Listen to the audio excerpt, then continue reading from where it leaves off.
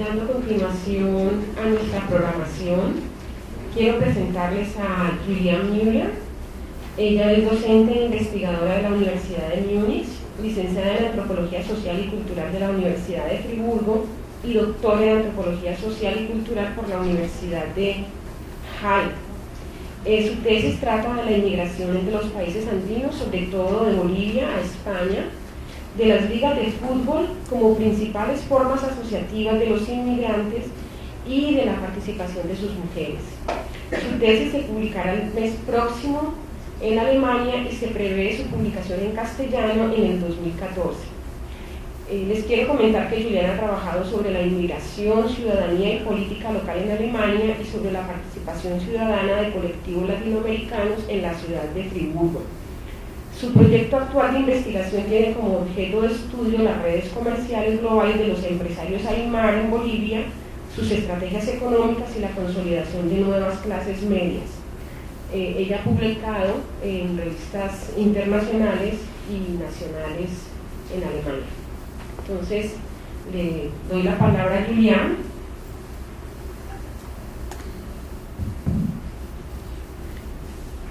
Bueno, sí, buenos días a todos. ¿Así está bien? ¿O más alejado? Así. Bueno, muchas gracias María Gertrudis por introducirme y por la invitación a este foro. Estoy realmente muy contenta de poder estar aquí y hablar de mis temas. Lo que hoy he planteado es pensar un poco de otra manera algunas partes de mi tesis doctoral, ¿no? Como a lo mejor ustedes saben que aquí, bueno, yo soy antropóloga y trabajo muy de manera cualitativa y hacemos trabajo de campo durante 12 meses, 18 meses y tenemos mucho material que a lo mejor no entra primeramente en la tesis o que después lo volvemos a mirar de otra mirada, de otro enfoque. Entonces eso lo he hecho para esta conferencia y me he concentrado en la noción de pertenecer en el contexto de la migración transnacional. Entonces lo que he planteado primeramente es hacer un transcurso teórico de cómo es esto del pertenecer o también de las políticas de la pertenencia, como se habla en el contexto más de las sociedades llegadas, ¿no? Como en Europa, y después y algunas ideas metodológicas y después aplicarlo a mi estudio de caso, que eran las ligas bolivianas, ligas de gente sudamericana de fútbol, inmigrados que apenas llevaban como 3, 4, 5 años en España y que han formado este movimiento asociativo que alrededor del fútbol, que es muy fuerte en todas las ciudades españolas. Eso también decir, porque me un poco replantearon eso, porque si uno trata el fútbol y inmigración, por lo menos en Europa, siempre la idea es que tiene que ver con identidades. Eso es como muy presente, ¿no? Que la identidad nacional, étnicas que se están jugando en el fútbol, se está reconstruyendo. Igual yo me he encontrado sobre todo la sociología, la antropología, no he trabajado mucho inmigración y deporte, pero la sociología, como que diciendo que los migrantes forman un grupo étnico o se están reetnificando a través del fútbol, y eso para mí parece una mirada muy corta, ¿no? De eso es de mirar todo un poco alrededor de la identidad y de la identidad étnica quizás, cuando yo creo que pasa mucho más, ¿no? Pasan procesos microsociológicos de formación de algo común que no necesariamente tiene que ver con algo de identidad, sino más bien de sentirse pertenecer a un sitio. Entonces, eso, un poco la inquietud también, cómo se presenta, cómo estudiamos ciertos fenómenos sociales y cómo cogimos una mirada muy de las preocupaciones políticas de las sociedades de llegada, de eso se agrupan grupos étnicos, quizás se forman guetos, quizás se forman sociedades paralelas, ¿no? Que es una cosa muy dominante en el discurso en nuestros países, como eso se debería cuestionarlo cuestionar los mismos términos, ¿no? De etnicidad o identidad. Entonces, lo que primeramente voy un poco a contextualizar cómo son los debates alrededor de inmigración, de cohesión social, de cómo manejar la pluralidad étnica en los países de llegada, sobre todo en la sociedad europea, con ejemplos de España y Alemania. más, sí, concentrarme más en cómo se analiza las políticas de identidad o políticas de pertenencia y luego aplicar eso como enfoque analítico a procesos más microsociales que ocurren en las ligas de fútbol. Y entre medio le voy a hablar un poco cómo es este fenómeno de la inmigración de los países andinos y la creación de estas ligas donde participan mujeres, hombres, jóvenes, mayores y bueno, es realmente un fenómeno así bastante de peso cuantitativo. Entonces, para empezar, claro, aquí también lo interesante es que aquí está en Colombia o en Bolivia se tiene la mirada de las sociedades de partida, ¿no?, del fenómeno migratorio mucho. En Alemania estudiamos mucho el fenómeno desde nuestro punto de vista y a lo mejor problemas o desafíos que pueden provocar inmigraciones bastante grandes, ¿no?, de otros países del sur. Entonces, y se ve como, por un lado, como en la antropología se cuestiona cada vez más pensarlo como el Estado-Nación como un contenedor, ¿no?, como mirar solamente integración y como los migrantes se deberían insertar en este contenedor. Claro, todo lo que escuchamos anteriormente, que ya pensamos que tienen vidas móviles, que tienen identificaciones plurales, ¿no?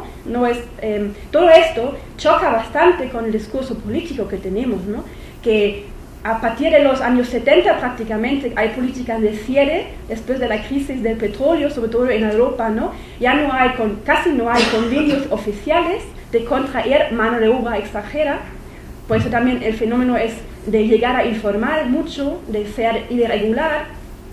Y esas políticas de cierre que sean como, bueno, yo creo que, y de eso también muchos autores dicen que se ha hecho más profundizado después del 11S y de todos estos temas de seguridad.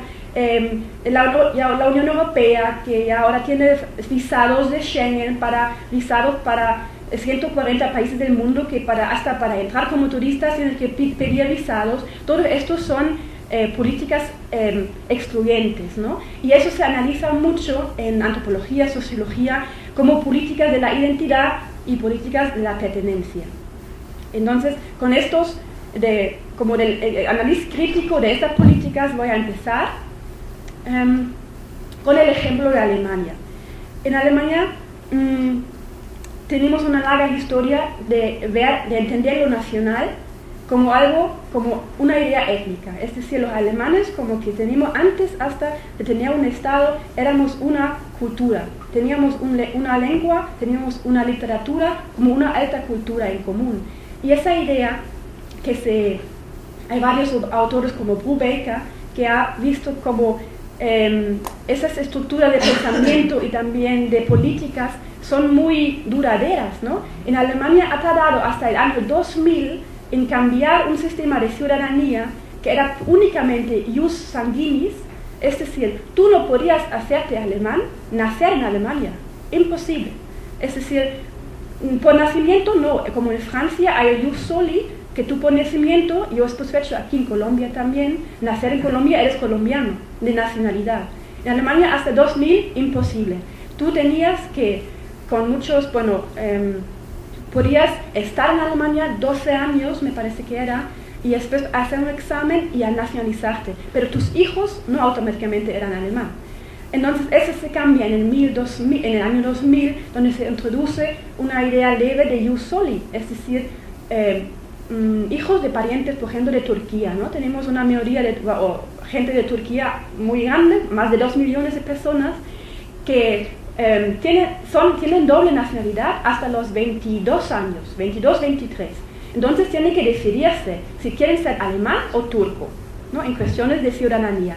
Entonces ahí se ve todavía la idea que no permitimos identificaciones múltiples en lo que pertenece a lo que es la ciudadanía nacional, ¿no?, la pertenencia política, cultural, que esta gente son alemanes y son turcos a la vez, ¿no?, pero eso en la política no se permite todavía. Entonces, eso se ve un poco la larga historia de un concepto de identidad y de cómo eso se ve en las políticas, leyes de ciudadanía.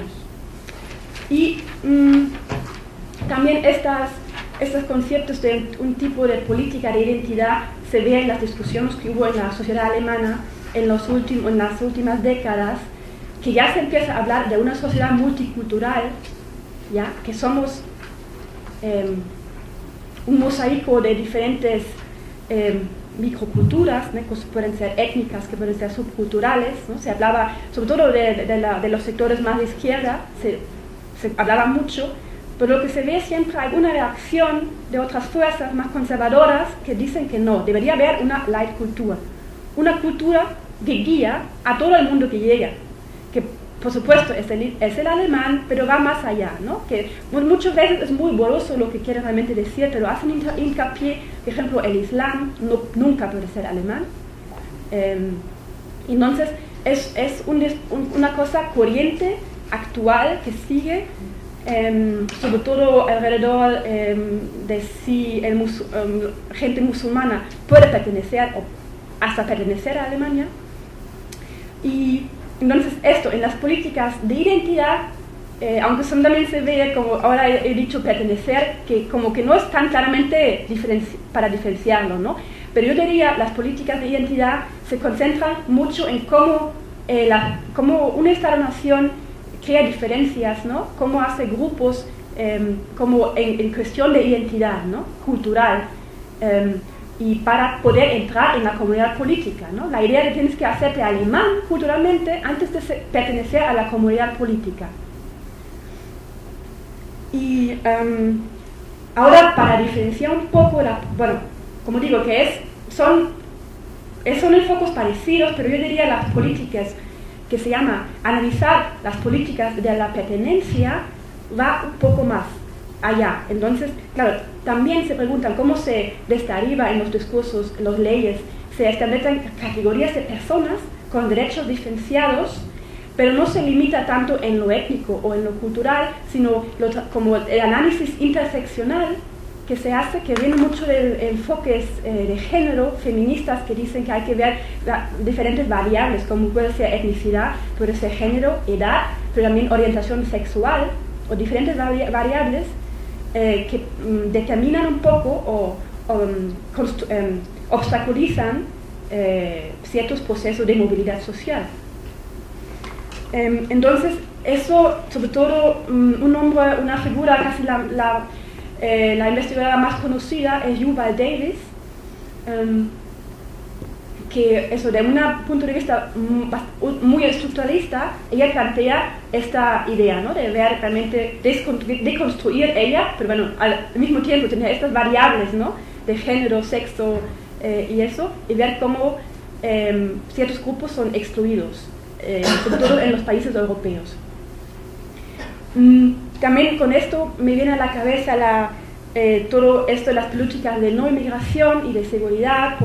A lo mejor han escuchado de la Fortaleza Europa, ¿no? Que se habla mucho de un elemento de la Fortaleza Europa son los tratados de Schengen, que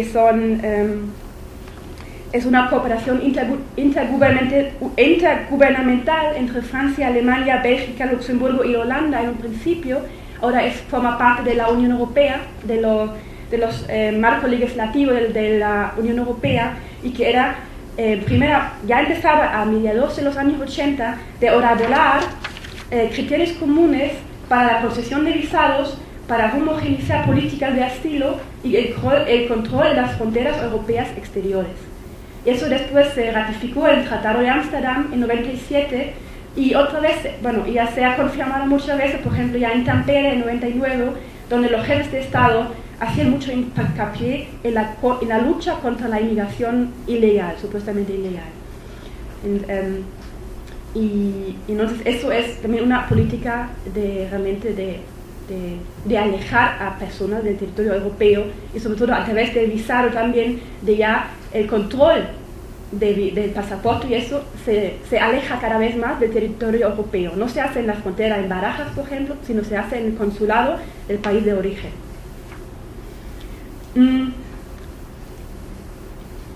Después, un poco para una anécdota quizá también, que veo cómo funcionan esas políticas de identidad y de la pertenencia.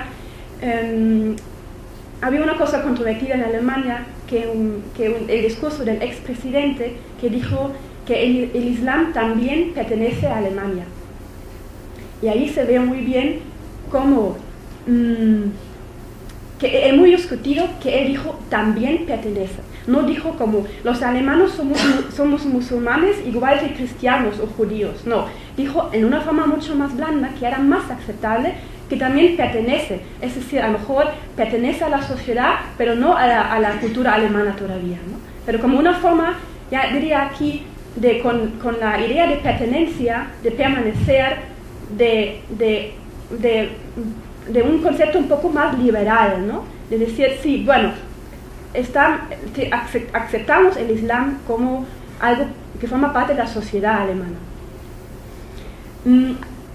Otro elemento que no se puede diferenciar un poco pertenecer y identidad es, no sé si se han visto, bueno, conocen supuestamente el futbolista Mesut Özil, que juega en el Real Madrid, que es alemán. Sus padres eran inmigrantes turcos de los años 70 y eso una imagen que bueno, era muy conocida en Alemania en 2010 cuando jugaba para la cualificación para la Copa Europa, Alemania contra Turquía. Claro, y Özil jugaba para Alemania y ganaron 3-0. Entonces Merkel, la canciller Merkel, nuestra canciller, entró a las duchas del equipo para saludar sobre todo a Özil y se hacía esta foto muy publicitaria, ¿no? Como diciendo que eso es la imagen de la Alemania moderna, actual, que somos multiculturales. Decía también, si un turco supuestamente es muy exitoso, logra algo en favor de Alemania, ¿no? Entonces sí es muy aceptado. Entonces ahí se puede decir que todavía se presenta como turco, pero pertenece a Alemania porque no se caracteriza solamente por algo adscrito, como puede ser la etnicidad, sino por algo que ha logrado, ¿no? Ser un futbolista exitoso y llevar a Alemania a la Copa de Europa.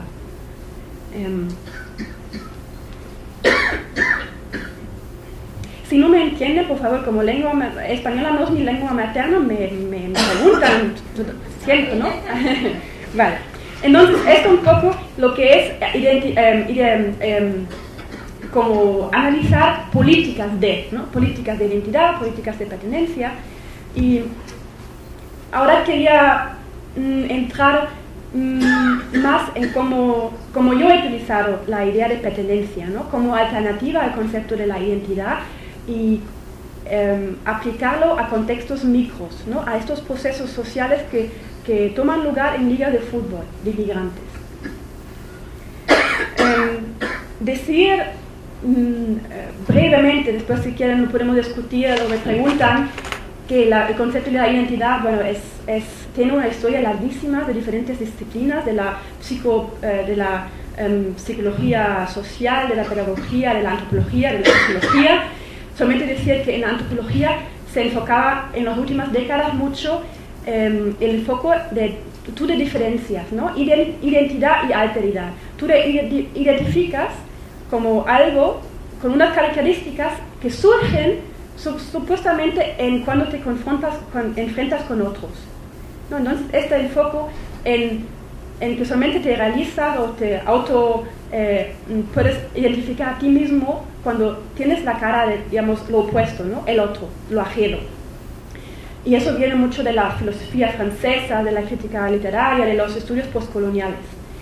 Y ahora, bueno, hay autores, Brubaker y Cooper eran unos tempranos que ya tenían un artículo en 2000 que decían Beyond Identidad o Beyond Identity, más allá de la identidad, que decían no, que no es todo diferenciarse, no es todo discurso, ¿no? De cómo yo me presento diferenciándome de otros, sino que también es algo como más más del sentido de vida, ¿no? Más de compartir un mundo social, pero son enfoques más de la sociología del conocimiento, de la microsociología, que hacen hincapié en lo relacional y lo social, ¿no? Que también es algo positivo de identificarse con algo, ¿no? Es algo no solamente como un poco ex negativo, sino positivo, ¿no? Como un valor, como una emoción también que uno tiene con personas, con objetos, con un lugar, con algo. Y no es todo sobre la política sino también algo vivido, ¿no? Pertenecer a un sitio es algo vivido. Entonces surgen algunos términos alternativos como que tener afinidades, experiencia de lo común, cohesión, unión, identificaciones sobre todo, en vez de identidad, y formas de pertenecer.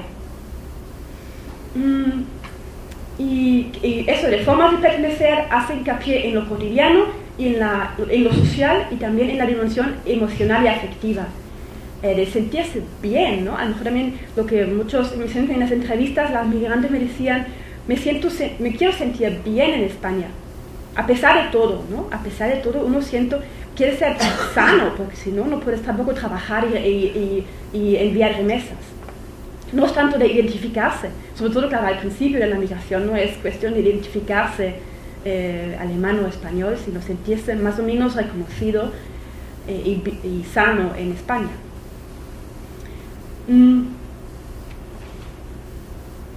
Entonces, en cuestión a la metodología, bueno, eso se puede decir, como antropóloga lo debería defender, es un poco la observación participante, claro, que puede captar estas dimensiones que no son puramente discursivas, ¿no?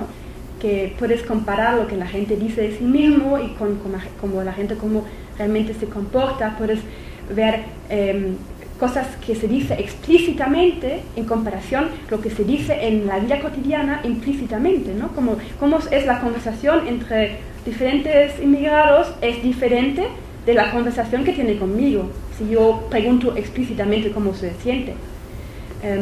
Entonces, creo que me ha sido muy útil de no solamente basarme en entrevistas, sino en esta observación, y donde se ve, bueno, son situaciones de copresencia, también virtuales, ¿no? Porque ahí entramos también que se habla del fútbol, se habla como uno se siente en internet, claro, el teléfono. Pero claro, también ha entrado entrevistas, ¿no? Ya la charla anterior creo que conecta muy bien con esa idea que escuchamos ahora de Rosa, mucho sobre el método biográfico, ¿no? Que realmente es captar, como lo llama Pfaff Zaneka, que es una autora que utilizo, la navegación biográfica, ¿no? Como niveles sincrónicas, diacrónicas, que incluyen todo esto, lo que curso de la vida, que son las trayectorias, donde se puede captar diferencias de cómo uno se siente, se siente como identificado o pertenecer en relación también con estructuras que impiden de tener un trabajo digno, por ejemplo. En ese sentido, para añadir también, yo hice historias de vida, como life histories. Eso se distingue en la literatura inglesa con life stories que se concentran más puramente en lo puramente subjetivo, individual, y el life history que conecta las experiencias biográficas con las estructuras más macro, ¿no? con los obstáculos que se tienen que afrontar los migrantes. Y estos eventos emblemáticos que escuchamos antes, que pueden que la percepción cambie o que toda la trayectoria migratoria cambie también, ¿no?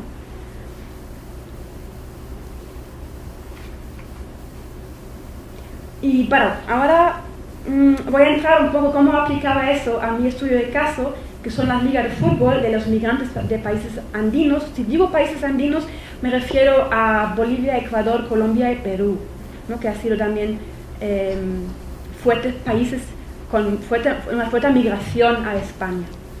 Aparte de Argentina, son los 5 países con números más altos de inmigrados en España. Y he utilizado categorías de análisis de una sociología alemana, que Pfaff Zaneka, que diferencia entre diferentes niveles, ¿no? Digamos, pertenecer o crear un grupo, ¿no? Crear un sentimiento de pertenencia, que son acciones y percepciones de lo común es sentido e instituciones de mutualidad y es atracción creada por mundos materiales o inmateriales, que pueden ser que uno se siente de un espacio concreto, tiene mucho cariño a ciertos objetos, o que uno también se siente del lugar porque tiene derecho a propiedades o tiene derecho a uso, como puede ser el ejemplo del campo de fútbol. Pero antes de entrar en eso, un poco hablarles de cómo es ese fenómeno de la migración andina y de las ligas de fútbol.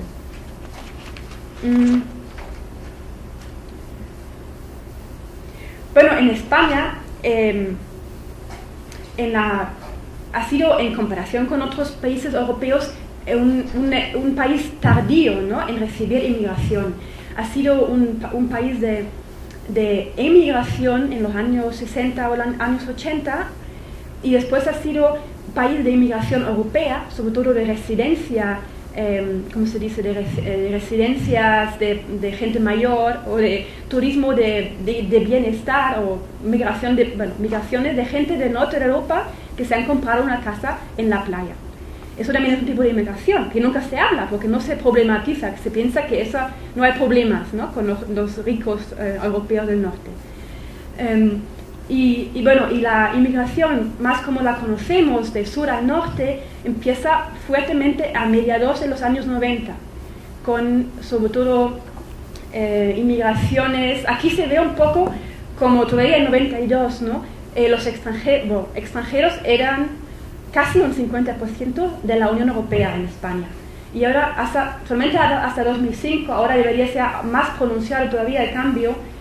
Ahora está América del Sur y Central, pero sobre todo América del Sur, ¿no?, como el continente, el bloque regional más fuerte, como de personas extranjeras en España, con una tercera parte más o menos.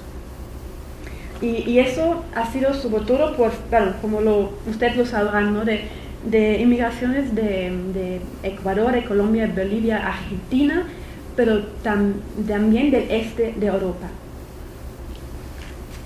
Aquí vemos un poco como entonces la inmigración de América Latina se ha diversificado mucho. Cuanto antes era más de clase media y académica, ahora es, sobre todo lo que yo he visto, bastante más popular, o de todos los estratos sociales. Y ahí se ve como este crecimiento bastante pronunciado entre mediados del año 90 y mediados del siglo XX, bueno, de 2000, ¿no?, de los años 2000. Sí. Por ejemplo, de Bolivia llegaban oficialmente a 240.000 en 2008, en 2011 eran 210.000. Es decir, que sí está bajando, ¿no?, como de 30.000 personas que han retornado en 3 años, que eso es bastante, y se piensa que los retornos están cobrando más fuerza, ¿no?, pero porque de eso también tenemos otra intervención más tarde. Bueno, esta inmigración de los países andinos, que es diverso, sobre todo con la gente que yo trabajaba, muchos de ellos tenían padres mismos, eran migrantes internos, es decir, padres del ámbito rural, en Bolivia mucho del ámbito del altiplano, del ámbito culturalmente quechua, que han migrado a las ciudades, y ahora los hijos de ellos migran a España. Entonces, como una migración en cadena, muchas veces, por lo menos con la gente con la que yo he trabajado. Y era gente con buena formación, con bachillerato casi todos, empezando estudios universitarios, pero claro, lo que falta son opciones laborales. Entonces, lo que también se veía mucho en hombres y mujeres que recién habían empezado una carrera o algo, pero lo han dejado para migrar a España. Y lo que era interesante, se ve ahí la feminización de la migración, de Colombia también, ¿no?, que son muchas mujeres, y las mujeres en el fútbol eran al principio casi en su totalidad mujeres que han migrado antes que sus parejas, sus familias, o mujeres solteras en los años principios de sus 20, o ya a finales de 20, mujeres de 30, 40 años que han dejado los hijos en el país de origen. Y bueno, entonces voy a explicar un poco más este fenómeno. Claro, este fenómeno de aquí se ve en total, sumando eso, 1,5 millones de personas nuevas, ¿no? Migrantes que llegan a España a trabajar. Eso se ha mostrado en una presencia mayor de inmigrados en el espacio urbano, y siendo una de las principales actividades que ha potenciado dicha visibilidad es la organización autogestionada de ligas de fútbol y futsal. Y es más, estas ligas se han ido como potenciando como han sido como germen asociativo que después dan vida a otros tipos de asociaciones culturales, sociales o políticas. Y también destacar que claro, cuando se ve liga de fútbol inmigrantes a lo mejor de gente de Turquía en Alemania, son fomentados por el consulado de Turquía, son como organizados por entes mayores para los inmigrantes, ¿no? Aquí ha sido un movimiento desde la gente, ¿no? De autoorganizarse. Sin, lo que yo sepa, ninguna institución oficial detrás. Y también que, claro, tienen todos unas prácticas, eventos lúdicos, microeconómicos, sociales alrededor de los torneos y ligas que organizan.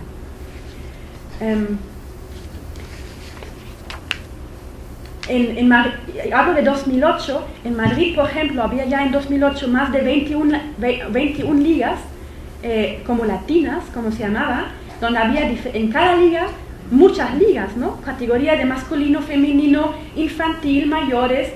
Las dos ligas más grandes tenían unos 140 equipos participantes de hombres y 110 equipos de mujeres. Es un movimiento masivo que refleja también estas cifras de personas que llegaron a España. Y son muy heterogéneas, grandes, pequeñas. Uno de lo nominal tienen un carácter étnico nacional, se llaman Liga de los Pueblos de Ecuador o Liga Boliviana, aunque se debería ver en cada caso qué eso significa eso, ¿no? A lo mejor hay yo vi hay una diversidad de orígenes en cada liga, aunque tenga este título, ¿no? más étnico. Hay otras que se llaman, por ejemplo, Liga por la Integración, Liga de Interculturalidad, que han asumido más el lenguaje que se utiliza en España, ¿no? Porque de alguna manera te exigen que tú tengas una liga de integración, porque eso debería ser el objeto de jugar al fútbol, integrarse. Ese es un discurso muy fuerte que viene de la sociedad española. Eso de decir que en Madrid son muchas ligas y como se puede esperar, se enfoca o se centralizan en los barrios al sur como Usera, Vallecas, El Pozo, donde hay una mayor presencia de inmigrantes de los países andinos. En Sevilla, donde yo hice mi trabajo de campo de 18 meses, participando como jugadora, viendo realmente las discusiones de día a día en las ligas, existían dos, una de fútbol, otra de futsal, con menos dimensiones, ¿no? 18 a 20 equipos en cada uno, de mujeres 8 a 10 equipos, y se jugaba, como se jugaba casi sin pausa. Una pausa de una semana por Navidad, pero ya empezaba la apertura, siempre, una ronda de apertura y de clausura, ¿no? Como aquí en América del Sur, en el fútbol profesional, y participaban, una liga se llamaba Liga Independiente de Ecuador, pero participaban gente boliviana, ecuatoriana, paraguaya, colombiana, ¿no? Aunque es decir también que la junta directiva era mayoritariamente de gente de Ecuador, que se habían dado este nombre a sí mismo. Entonces, en estas ligas, ¿cómo se puede plasmar esas dimensiones, ¿no? que he dicho antes? Estas dimensiones de cómo están ahí las acciones y percepciones de lo común en estas ligas. Y para empezar, claro, también he hecho entrevistas para ver cómo eso corresponde con las prácticas, y lo que siempre decían los organizadores de las ligas, también los encargados de los equipos, hombres y mujeres, que eso sirve para confraternización y unión entre gente de Sudamérica, en primer lugar. Siempre hacían hincapié, en Bolivia también había la tensión entre la región altiplánica y la región del este, con Evo Morales y los prefectos del este en contra. Había un fuerte conflicto político interno en Bolivia en esta época, y sobre todo en Bolivia la gente eso lo veía, decía que no nos entendemos entre la gente de Occidente y Oriente, y siempre hacían hincapié que a través del fútbol, sí, por lo menos después se toma una cerveza juntos. Y eso siempre se debía como con los términos de compartir, de confraternizar y a lo mejor crear unión, entendimiento, que no habrá este miramiento mal, ¿no?, entre nosotros mismos. Claro, también es analizándolo, están compitiendo ellos en el mercado muy limitado, del mercado muchas veces irregular. La mayoría de la gente trabajaba en hogares o en la construcción, entonces hay cierta competencia entre diferentes grupos y a la vez estas ideologías, y estereotipos por conflictos internos. Entonces el fútbol les servía algo que conocían, que sería en su forma de pensar hacer un tipo de integración, aunque no lo nombraban así, ¿no? Decían unión, confraternizar. Y eso como a nivel de percepciones.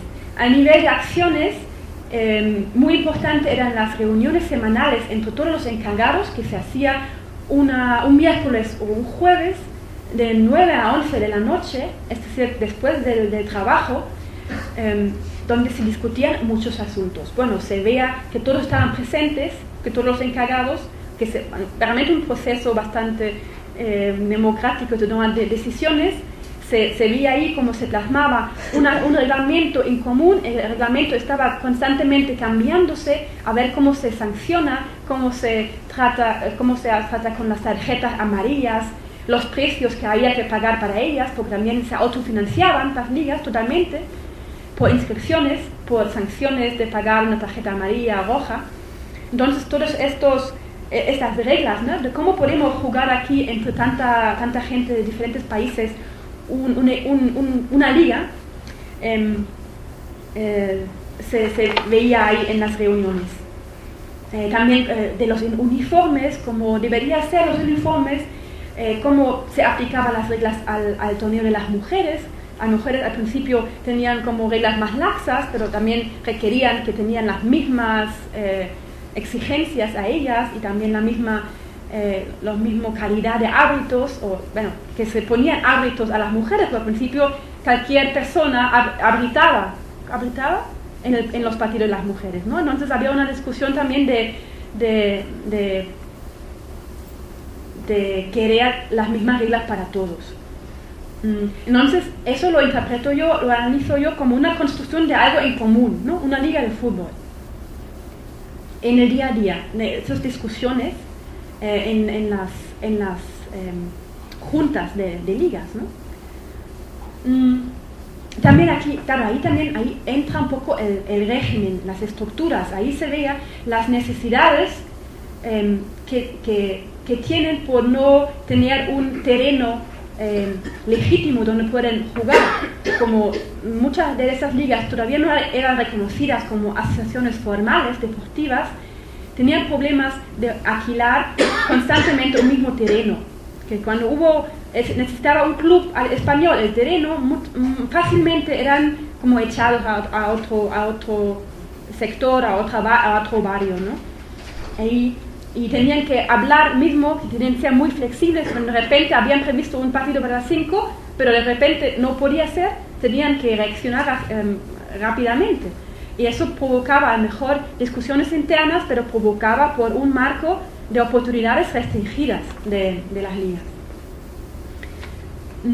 Y claro, también se veía como las experiencias compartidas de ser migrante, ser irregular, tenía ciertos problemas. Se veía como formaba parte de un marco de ver un poco, de interpretar sus vidas, ¿no? Algo parecido, igual que tenían como un hábito deportivo que yo veía. Muchos de ellos habían jugado fútbol en sus barrios, en país de origen, en barrios periurbanos, y también había como ciertas experiencias compartidas de este origen, y sobre todo de la experiencia de ser migrante en España. Bueno, entonces eso lo veo como esos procesos de consolidación de un formato organizativo y reglas comunes. Pero claro, también eso no se puede idealizar. También cuando se habla del sentido o de instituciones de mutualidad, se habla de procesos de reciprocidad, ¿no? De actos solidarios, que claro que hubo en la Liga, pero también hubo pequeños conflictos y, por ejemplo, se veía el límite de la solidaridad cuando la junta directiva dijo que vamos a colectar un número de dinero, vamos a hacer una recolecta para el hijo del hermano de un jugador que ha tenido un accidente. Claro que es algo grave, que no tiene seguro, pero la gente de la liga dijo, bueno, ese es un amigo de unos participantes, eso no me corresponde realmente ayudar a él, que no puedo.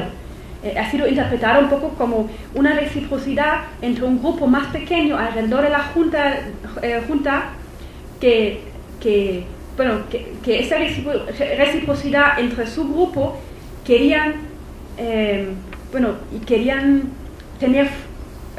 exigían una parte de todos los participantes para la liga para intereses un poco particulares, ¿no? De ellos. Entonces eso se ha negado, pero en otro momento hubo otro accidente de trabajo de un participante ecuatoriano.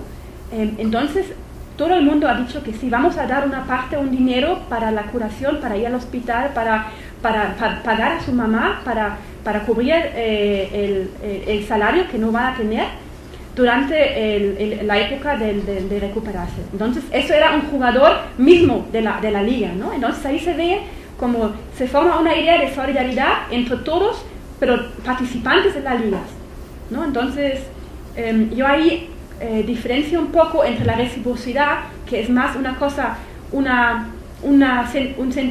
idea de mutualidad, mutualidad obligatoria también en pequeños grupos, que pueden ser excluyentes para un grupo mayor, ¿no? Que no entran en estos juegos, en este mecanismo de reciprocidad.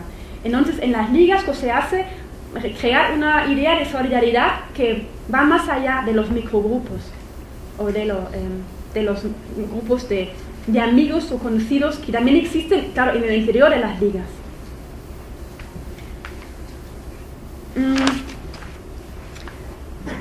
Y lo último es ese punto de atención creada por mundos materiales o inmateriales.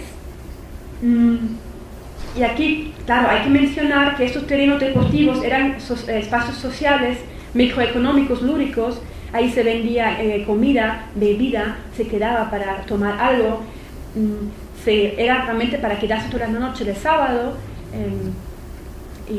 La gente, básicamente los vendedores más constantes se ganaban algo más. También los hábitos ganaban bastante más que en sus vidas quizás en la construcción. Entonces era un espacio, un nicho casi microeconómico, sociable, festivo, lúdico, y que lo que se estudia mucho sobre las fiestas en los países andinos, sobre todo Bolivia, Ecuador, Perú, es la textura de este evento, ¿no? Una textura que es todo, sensual, ¿no? Que es todo de recrear algo conocido, con música, con diferentes olores, con el sabor de la comida que uno conoce de su país de origen. Entonces es toda esta textura que es un elemento de attachment, ¿no? En inglés, de crear. Y claro, y otro factor es la ocupación de los terrenos. Ahí hablamos, cuando eso era más esos attachments a mundos de diferentes sentidos. Eso de ocupación de los terrenos es una ocupación, una apropiación de terreno, tanto físico, porque esta liga que yo estudio, que había limpiado el terreno del juego, lo había recuperado de un estado de abandono y luego lo había utilizado para hacer sus ligas, ¿no? Entonces es una apropiación social, simbólica, pero también física. Y eso provoca que también sienten algún derecho de uso, ¿no? Que ya se han reapropiado, que han alguna gente dice, hemos hecho una minga, como se dice que es un trabajo en común en el mundo quechua aymara, que después, cuando en esa liga faltaba el derecho asegurado, porque se quedaban fuera de la junta administrativa de estos terrenos deportivos, creó como mayor sentimiento de rechazo, porque habían creado este espacio para ellos mismos y no entendían por qué no podían seguir haciéndolo, porque eso no podría ser suyo.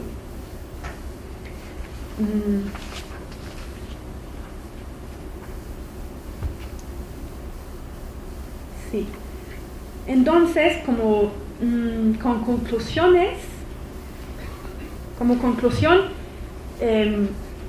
yo creo que si este enfoque de Pfaff Zaneka se enfocase más de la sociología del conocimiento, más de la microsociología en estos pequeños procesos, en la liga como una tarea comunal, como algo que tiene un objetivo, ¿no? Un común, que no necesariamente, claro, como se ve desde fuera, que tienen como una identidad, pero claro, yo diría, claro, crean un tipo de ambiente que se conocen de sus países, pero sobre todo crean una tarea en común, ¿no? Un objetivo de crear estas ligas y de seguir jugando cada día, como también decía de vez en cuando. Aquí estamos para mejorar cada día o para desafiarnos, para seguir jugando cada día. Entonces, eso sí es cierto que todo no es armónico, en esto se crean también pequeños conflictos, pero también colaboración, y también se ve como esos conflictos muchas veces se ven como también se producen porque hay restricciones desde arriba, ¿no? Hay estructuras que obstaculizan la acción. Ahí se ve como una voluntad de sobrepasar fronteras sociales y nacionales y claro, y entonces un poco con una cita de esta mujer socióloga decir que estas prácticas, experiencias y afinidades que en parte son estructuradas por regímenes de pertenencia, pero también se ve como posibilitan cruzar fronteras, renegociar significados.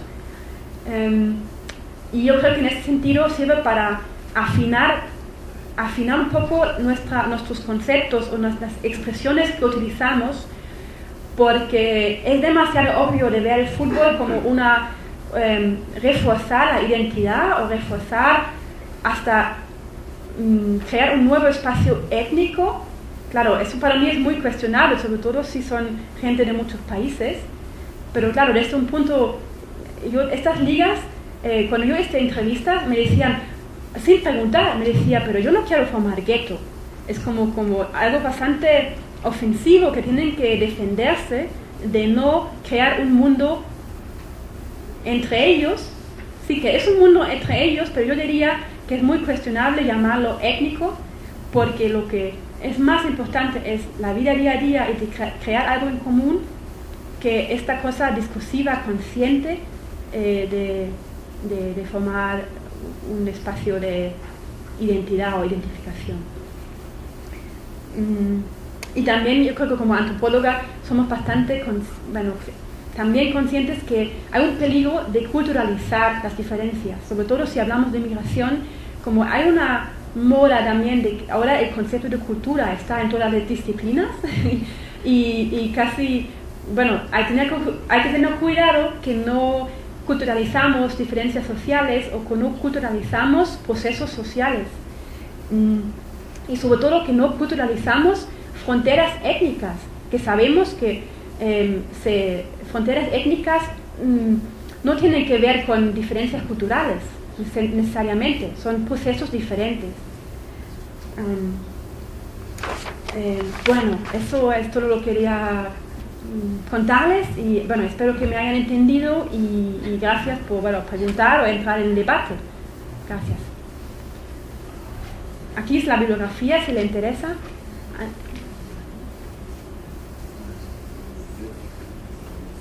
Tienen la palabra. Gracias. Tienen la palabra. Luis Carlos.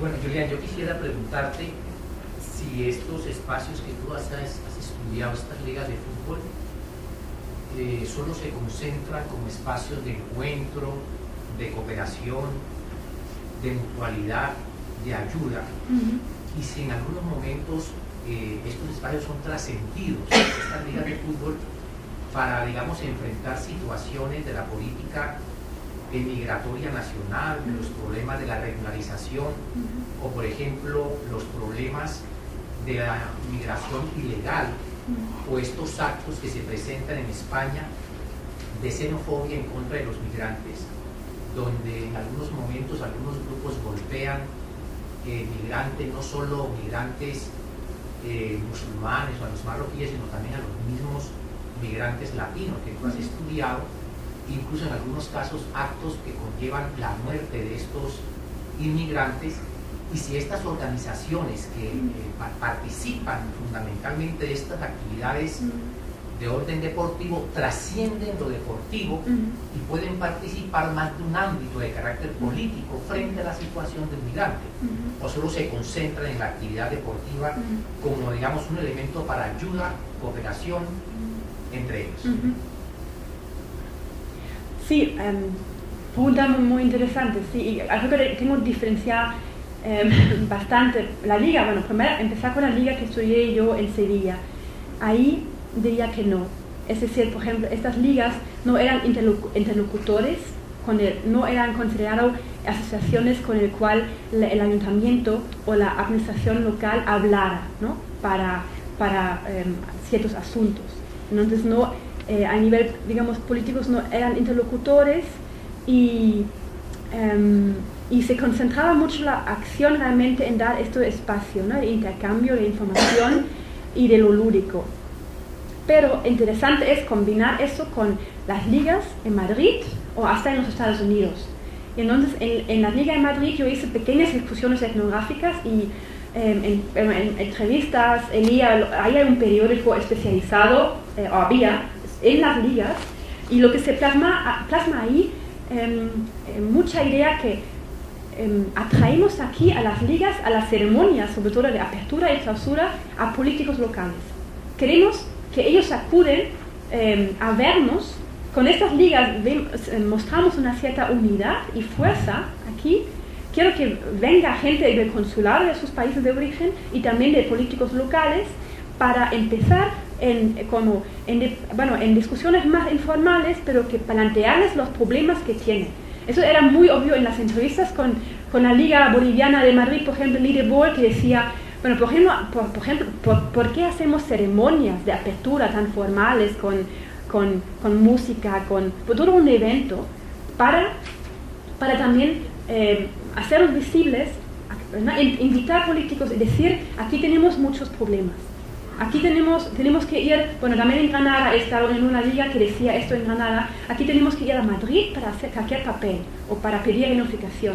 Entonces, sobre todo eran esos, pedir cosas, facilitar actos burocráticos, en ese sentido en Granada, Madrid, de articular los problemas de gente que tienen, pero cara a cara, ¿no? A miembros del consulado, a políticos locales particulares. Lo que no se hacía tanto en realmente cuestiones más de movilización política. Eso veía solamente en una liga en Málaga, que ahora era organizada por una asociación de inmigrantes que luchaban en contra de los centros de internamiento, en contra de esta política de retorno, y tenían alianza con la Cruz Roja, con CEA, entonces con instituciones de derechos humanos de España, y ellos también aprovechaban la popularidad del fútbol para organizar torneos y para sensibilizar más a los participantes. Bueno, y en los Estados Unidos hay ligas que se sabe en Washington, que donde hay bolivianos del campo, de Cochabamba, que utilizan lo que ganan, de las inscripciones en las ligas para proyectos de co-desarrollo en sus pueblos de origen. Pero claro, esto solamente funciona si los participantes casi vienen de una zona, ¿no? Pues aunque el objetivo de tu trabajo no es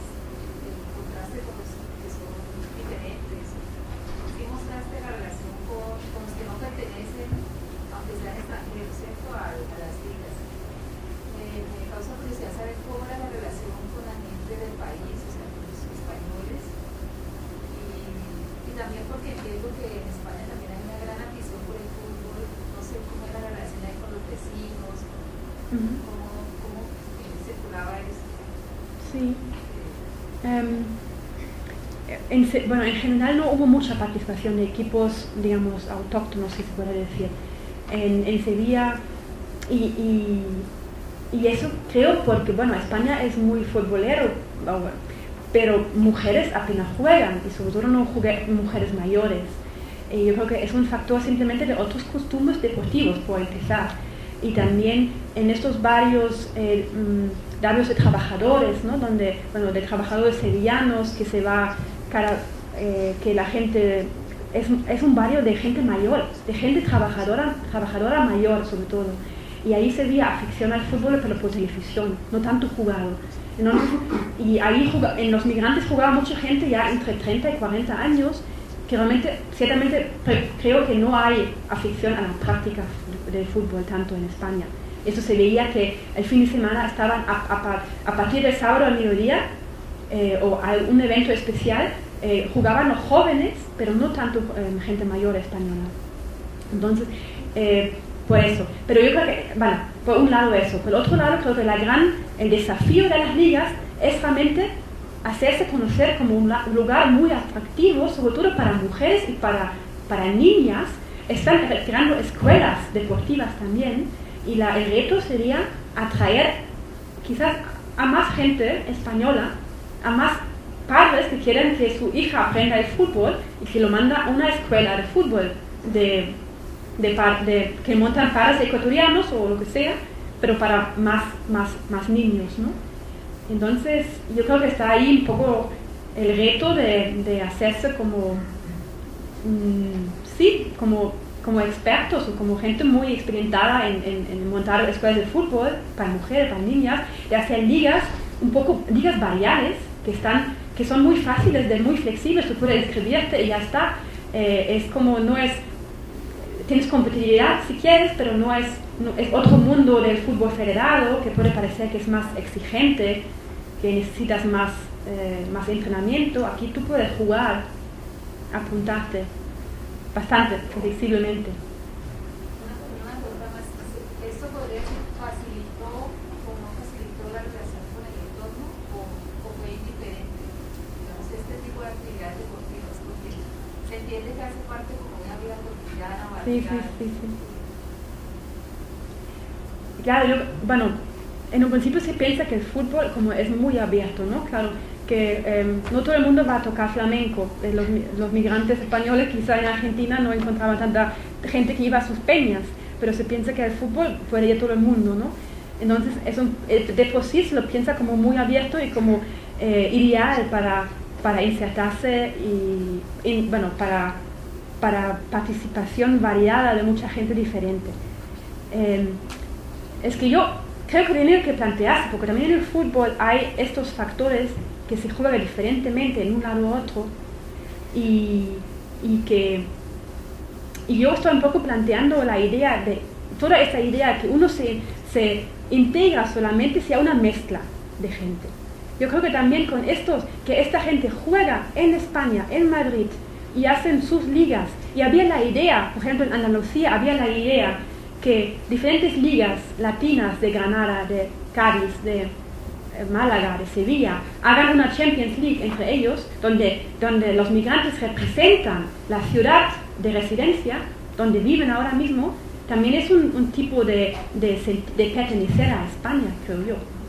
No necesariamente de mezclarse, porque exigimos mucho que la gente debería mezclarse con españoles en su vida, en su tiempo libre. Pero bueno, a ninguna otra persona exigimos que entra en un club social determinado. Eso es libre elección.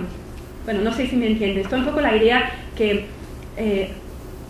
exigimos mucho que haya una integración creo que es algo también que se va a desarrollar con el tiempo. Ahora mismo se veía como había una integración entre sudamericanos. Claro, y ya con el tiempo se va a abrir. Yo creo que sí. Cada vez más. Una pregunta muy cortita. ¿Hay relación con otras ligas de fútbol de migrantes de otros países? No, porque tampoco organizan ligas, creo yo. No tengo constancia de que gente de Marruecos o... Bueno, sí, pero puede ser mucho más menos regular, creo yo. Sí, verá que Macarena ahí en Sevilla hubo también una liga, pequeños torneos de gente de Marruecos, pero como que es muy menos constante y no vi mucha interacción. ¿No existe ninguna relación entre la organización, digamos, oficial del deporte con esas ligas?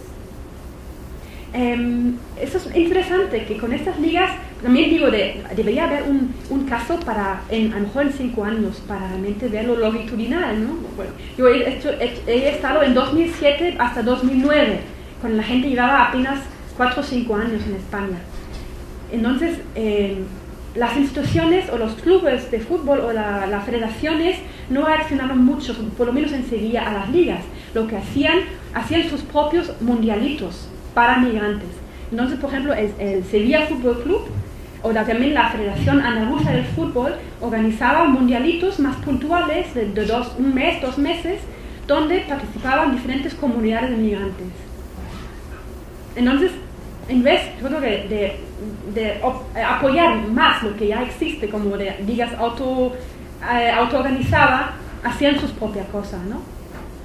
Como organizado por la Federación Andaluza del Fútbol, invitando lo que es el mundialito y invitando realmente ahí ya por nacionalidad, invitando a bolivianos, ecuatorianos, colombianos, rumanos, búlgaros, también españoles si querían, de competir entre ellos. Eso sí hacían. ¿Y la financiación? ¿Nunca pidieron o gestionaron financiación del Estado, de organizaciones filantrópicas, algo así? Del Estado muy poco, lo que yo podía ver, ¿no? De subvención pública muy poca, pero sí verá como las fundaciones empresariales y las mismas empresas son tan presentes en el mundo migrante, hacen tanta publicidad. Claro, es una clientela muy importante. Todo lo que es telecomunicación, bancos, inmobiliarias, ellos sí tenían convenios con algunas ligas y le daban materiales, ¿no? Uniformes. No había subvenciones así en plata, pero sí como materiales. Pero de entidades privadas, mucho más que públicas. ¿Y en la prensa cómo se...? Es decir, ¿esto es publicado por medios de comunicación masivos o es completamente...? No, eso es una realmente... Yo hablo en Madrid con gente y como que no saben que eso exista, aunque entonces eso realmente la prensa principal no lo toca, apenas, no. Eso sería muy interesante estudiar ahora cómo puede haber cambiado en la parte del deporte local. Debería mencionarlo, porque antes era que Pasión Deportiva, que era una revista mensual únicamente especializado en estas ligas, pero que era alguna cosa aparte, ¿no? Y ahora hago un blog y bueno, eso, yo veo que esto es eso, puede cambiar y ojalá cambiará, ¿no? En esa subvención de entidades privadas, ¿llegó alguna de estos equipos, digamos, a representar a alguna marca o alguna, bueno, así se pues cualquier producto? Es decir, como hacen los jugadores pues de prestigio, llevan el Adidas o algo por el estilo. Bueno, claro, estos uniformes tenían la marca de la empresa que lo regalaba, claro. Pero por lo menos en Sevilla, claro, ahí también como la profesionalización, ¿no? Es la pregunta cómo se profesionaliza y también, claro, en los mundialitos había ojeadores, en los mundialitos que estaba diciendo que organizaban los clubes de fútbol y la federación, había ojeadores a ver si había ahí talentos, digamos, ¿no? Y ahí se ve un poco cómo se puede... como decía, que algunas ligas eran muy privadas y muy comunales y algunas ligas eran más competitivas y sobre todo los mundialitos. Y yo creo que en Madrid debería también, en las ligas más competitivas, debería haber ya ojeadores del fútbol español, del fútbol federado. Pero eso van a ser unos pocos, ¿no? No van a ser unos pocos chicos que pueden hacer el paso, ¿no? Nunca hubo un jugador que llegara Eso no sé, probablemente que sí. También hay constancia como de futbolistas a nivel regional, ecuatoriano, paraguayo, que seguramente que sí. En Sevilla era menos, en Madrid creo que es todo un sistema mucho más competitivo. Claro, y tiene este componente, y claro, lo más competitivo que se hace, otra vez da igual de dónde vienes, ¿no? Realmente debe ser un buen jugador, eso también.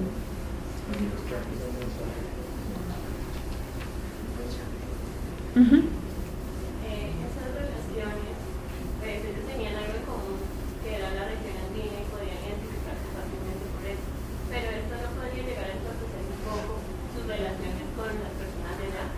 Me refiero a que en el momento de volver a su vida cotidiana, esa noción ya no sería noción de pertenecer, sino noción de no pertenecer y de ya no estoy con mi grupo, y puede limitar un poco las relaciones, porque bueno, y otra cosa, teniendo en cuenta que en la medida como se fortalecen las relaciones con las personas de allá, pueden llegar incluso a tener muchas más posibilidades en ámbitos sociales, económicos, de oportunidades laborales.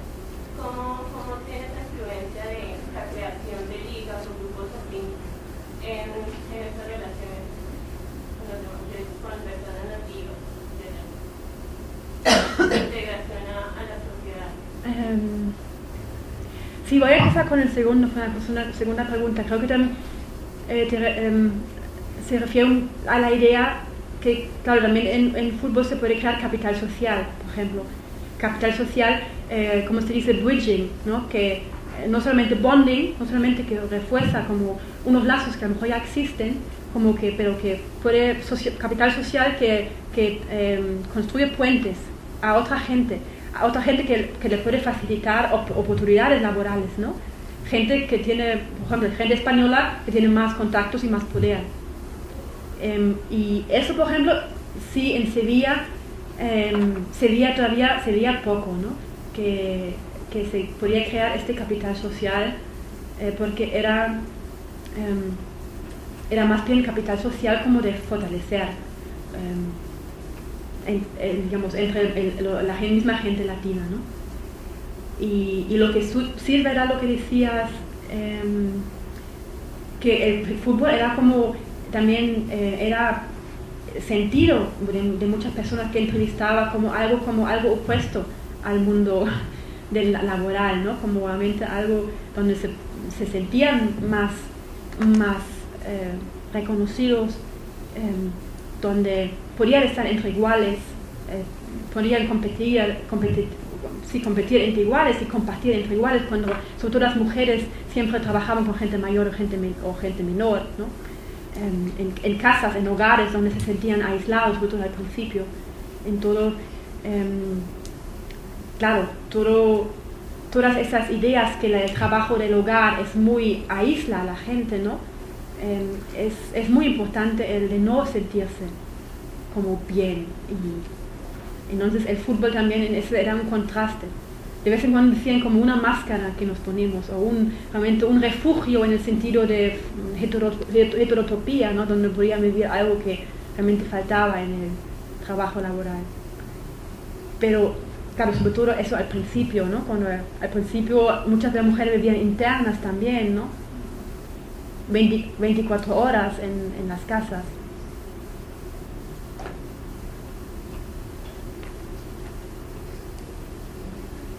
¿Alguna otra pregunta? Sí.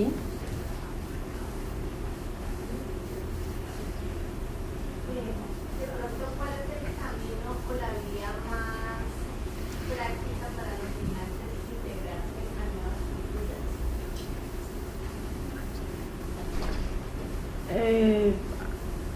¿Más práctica en qué sentido? Pues en este caso se ha hablado mucho del deporte, Sí.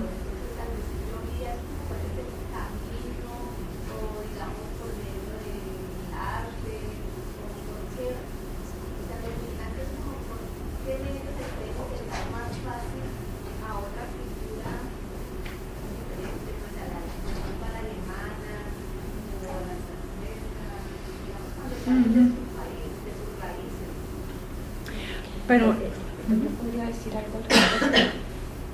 Pensando en me gustaría también como que pues, si pudieras tocar qué relación existe, por ejemplo, entre el sentido de pertenecer y la integración social, por ejemplo. En la experiencia que tuviste en el trabajo de campo. Y la integración social, ¿no? Integración, la idea de integración.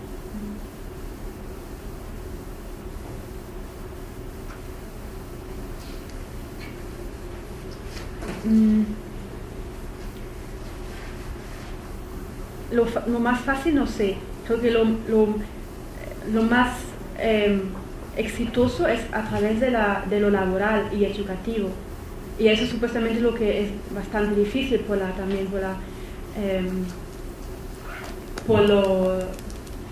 bueno, hay estudios sobre cómo está el mercado laboral etnificado, ¿no? Y cómo, bueno, creo que lo más integración, en mi sentido, va mucho más allá de integración que es solamente cara a cara, ¿no? O de intercambiarse en un momento, en una situación dada, o de identificarse con algo.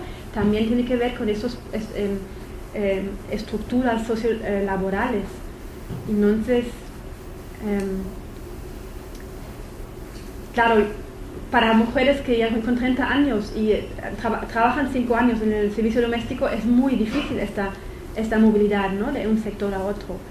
Pero creo que la vía de integración sería ofrecer muchas maneras de educación, compartir y trabajar y estudiar al mismo tiempo, ¿no?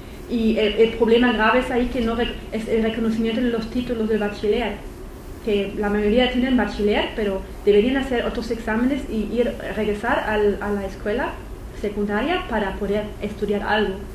Y ahí está realmente el problema de la integración, creo yo. Y eso se sabe también en Alemania, muchísimos países del este. Esto tarda mucho, es muy complicado el reconocimiento de los títulos. Eso obstaculiza enormemente la integración laboral a otros sectores que no sean los de bajo salario y flexibles. Y claro, cuando una vez ya tienes una experiencia laboral de años en un sector de poca cualificación, ya es muy difícil de cambiar. Y entonces, yo también a tu pregunta, para mí la integración va mucho más allá. La integración es, como decir, que participar en condiciones igualitarias o en igual de condiciones en todos los bienes, derechos y obligaciones de la sociedad, más o menos, así decirlo, ¿no?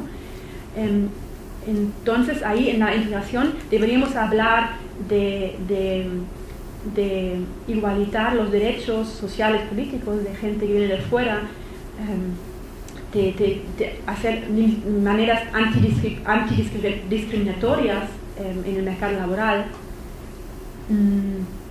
Sobre todo eso se sabe que mucho, bueno, eso es un tema en Alemania, que mucho de la gente de Turquía, bien educada, regresan a Turquía porque piensan que ahí tienen mejor posibilidades, porque por algunos factores no logran encontrar trabajo aunque tengan una buena formación en Alemania. Entonces eso es todas estas barreras, ¿no? Estructurales. Es importante para la integración. Entonces, lo que el fútbol puede hacer es dos cosas. Es un sentido, eso, de pertenencia, ¿no? Que tú te sientes en casa, pero es una cosa más, yo creo que...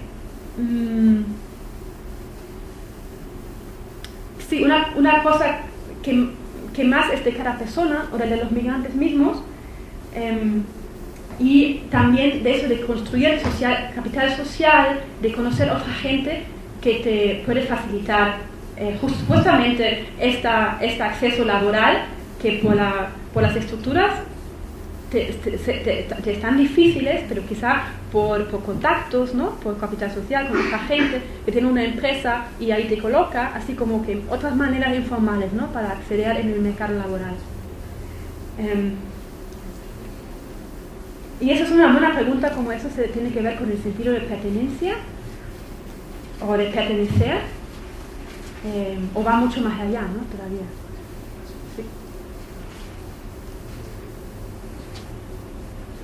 ¿Puedo hacer otra pregunta? O sea que, lo que se quiere decir está muy marcada la discriminación por los migrantes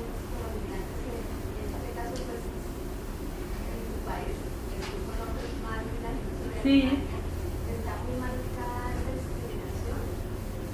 Eso quiere decir que, por ejemplo, cuando alguien llega, ya tiene que llegar en una posición, se puede decir de alguna manera elevada para que se pueda adaptar más fácil al sistema o integrarse más fácil al sistema.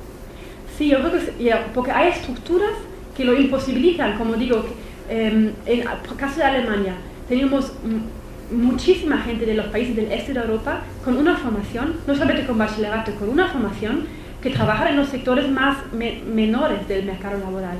Y eso es a nivel subjetivo, individual, son muchos casos muy duros, ¿no? de descender, digamos, también en la escalera social, y esas son estructuras que imposibilitan la integración laboral. Eso es una cosa, ¿no? Y con discriminación me refería muy concretamente a que hay unas leyes en Alemania, en todos los países europeos, que dicen que teóricamente hay que buscar primeramente un alemán para un puesto y después un europeo, y cuando no se cubren, después un no europeo. Eso no siempre se cumple, pero que eso, porque se llama la protección del mercado nacional del trabajo. Y bueno, es una larga discusión todo esto, pero hay factores muy estructurales, ¿no?, que impiden la integración.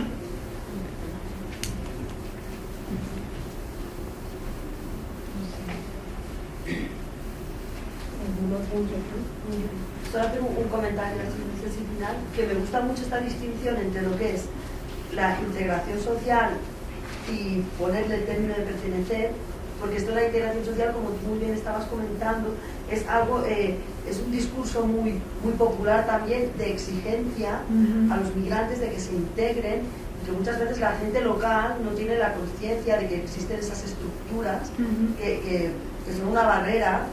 Y está pues, toda esta cuestión de convalidación de títulos, de que pues, a la gente le toca estar en unos trabajos más precarios, pero sin embargo hay una exigencia muy fuerte de que se integren, ¿no? Y entonces el discurso siempre es cultural, es que la gente es menos apta porque los musulmanes son de esta manera, porque los latinos son de otra, porque las mujeres están, porque hay mucho machismo, y hay todo este discurso, ¿no? Entonces se mezcla mucho y se exige mucho la integración. Entonces la palabra esta pertenecer me parece mucho más adecuada, aparte que es un concepto pues, más académico, ¿no? Más teórico, me parece mucho más adecuado para aproximarse también a la realidad que viven las personas migrantes y que es algo que tendría que ya la sociedad misma tener esta distinción en su mente, ¿no? De entender de que la gente se junta en su vida cotidiana porque pues, hace afinidades y transcurre su vida cotidiana y se relacionan y viven también, ¿no? Y es algo como más sencillo y no tiene tanta pretensión de exigirle a la gente cuando uno está en posiciones de desigualdad también. Entonces me gusta mucho. Gracias. Ahora, me parece que esto de jugar, de sentirse perteneciente a la cultura de donde viene, podría ser, digamos, un descanso a estar sometido a ese proceso de adaptación. Es decir, que no necesariamente tendría que verse como opuesto a la integración, sino como un ir y venir, claro, exacto, de ¿no? sí mismo, de Sí. sus recuerdos, de sus sentidos, en un mundo que es extraño y al que paulatinamente tiene que integrarse. Claro, pero eso es un poco la idea, como la integración es un enfoque muy nacional, digamos. Esta es la caja nacional, que hay un país y los migrantes tienen que integrarse. Cuando escuchamos, y siempre la nueva realidad es que son vías móviles, bueno, cuando puedan, ¿no? Transnacionales, que pertenecen, cuando ya has vivido en España, perteneces a España o a la ciudad donde vives, pero también todavía a tu país de origen, ¿no? Entonces, muchas gracias, Nuria, creo que, ¿no? Eres.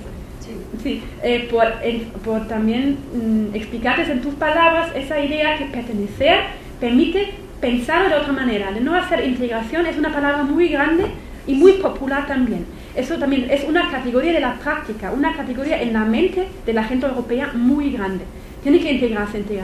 Cuando realmente la realidad, lo sencillo es tu vida cotidiana, que tú perteneces a varios lugares y a varias gente. Y también creo que eso es mucho más difícil, eso también sabemos nosotros un poco de nuestro sentido común. Es mucho más fácil decir, yo pertenezco, me siento bien, yo pertenezco a este lugar, pero también a lo otro. Por ejemplo, yo digo, yo pertenezco de alguna manera a Múnich, a Alemania, pero no me identifico mucho con la ciudad, pero la vivo y pertenezco a ella. Entonces es menos exigente para todo el mundo, también, digamos, ¿no?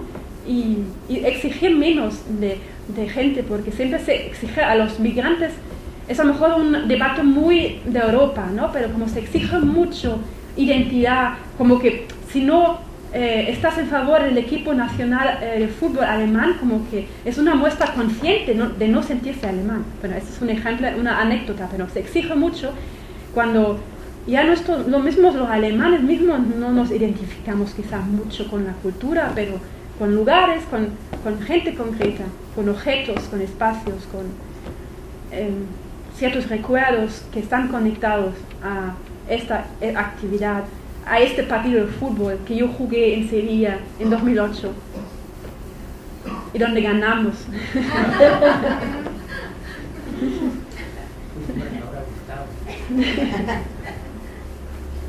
Bueno. ¿Alguna otra inquietud? ¿Los grupos eran siempre de obreros o había bolivianos académicos o sí, gente que le gustara ir a estar con los latinos, pero que fueran, digamos, estudiantes o personas que trabajaran en otros?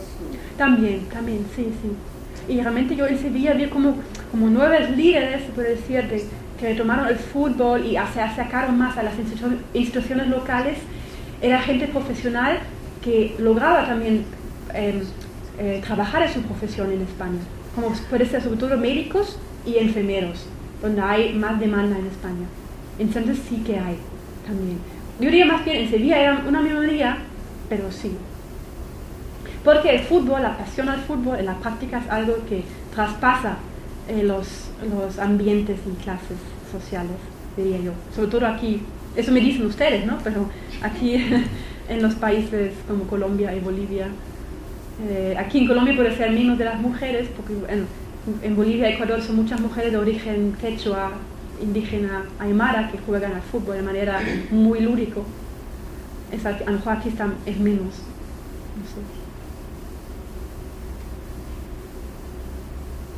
Y la experiencia de haber organizado torneos variales es muy presente, lo vi como muy presente en todos estos colectivos. La última cosa, señora, a mí me gustaría saber si tú captaste al interior de estos colectivos que se juntan en función de formar una liga, cómo se mueven esas redes al interior de un colombiano, un peruano, alcanzarse a notar, porque de todas maneras somos andinos, pero somos muy distintos, no hablamos en términos pragmáticos. Captaste no tanto las diferencias, sino más las similitudes. ¿Qué viste dentro de estos colectivos que se juntan, además de esa noción de pertenencia, sino que no siempre funciona igual para cada uno? ¿Sí me puedo entender? ¿Pero en cuestión de redes o en percepciones de redes, o cómo se fortalecen esas identidades al interior? ¿De las ligas o de cada equipo? De las ligas, ¿no? Distintas nacionalidades. Sí. Para hablar de las mujeres, yo vi ahí muchísimas conexiones. Bueno, había equipos, como yo hacía un análisis de red, desde el punto de vista de ego, de redes, que había equipos más centrados en redes migratorias, o mujeres que unían tía y una amiga de su país, o como más redes migratorias de anterior que se utilizan para el equipo, pero luego había muchos equipos formados de redes de ¿cómo se dice? De llegada, o que se forman en el barrio mismo, que se forman. Apoyo a la llegada. Sí, sí, redes que se forman ahí mismo en Sevilla, porque comparten varios ahí. En un barrio de Sevilla, con el porcentaje de sevillanos extranjeros en Sevilla es, en un 4%, en una variada son entre 30 y 35%. Y ahí se concentran y se conocen, y entre las mujeres vi mucho, sobre todo esos equipos que se forman en base de redes cosidas, digamos, en destino, que realmente ahí se veían como en una misma situación, y como que había informaciones sobre posibilidades de trabajo casi indiscriminado entre bolivianos o ecuatorianos, o sobre todo Bolivia y Ecuador. La presencia de mujeres colombianas y peruanas era mucho menor, que puede ser un poco porque los colectivos bolivianos y ecuatorianos eran más fuertes en Sevilla, pero yo no creo que, no solamente, también tiene que ver que el fútbol era más aceptado para las mujeres bolivianas. Entonces, ahí sí, entonces no en todos los equipos, pero en algunos se veía como las redes entre ellas, como donde la nacionalidad ya no importaba realmente. Sí. Pero también la conformación étnica latinoamericana es muy variada. Y estos países, Ecuador y Bolivia, tienen más personas originales. ¿Sí? Claro, no, sí, o mejor dicho, lo que se observaban eran, como dije antes, esos conflictos entre bolivianos de la Amazonía, de las tierras bajas, y gente más de Occidente. Entonces, como los ecuatorianos eran mucho del altiplano, y ahí se veía como confianza, algo de confianza, sí. Y claro, son muy... sí. Pero bueno. Es decir, podría haber, uno observa, ¿sí?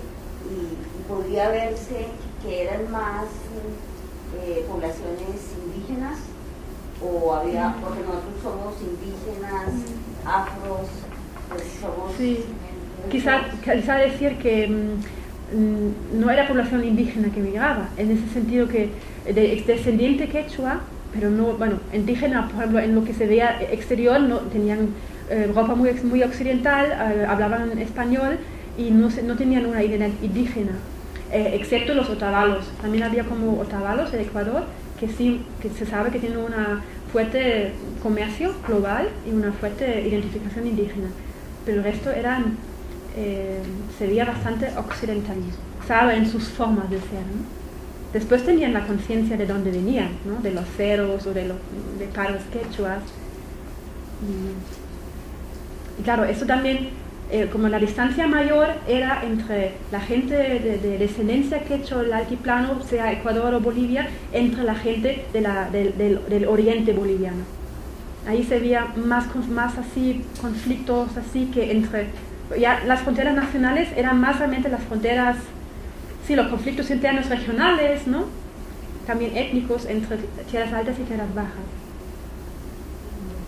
Julián, muchas gracias por tu presentación, gracias a ustedes por haber estado con nosotros. Nos vemos a las 2:15 para continuar con nuestra segunda sesión de trabajo en este seminario. Entonces, muchas gracias.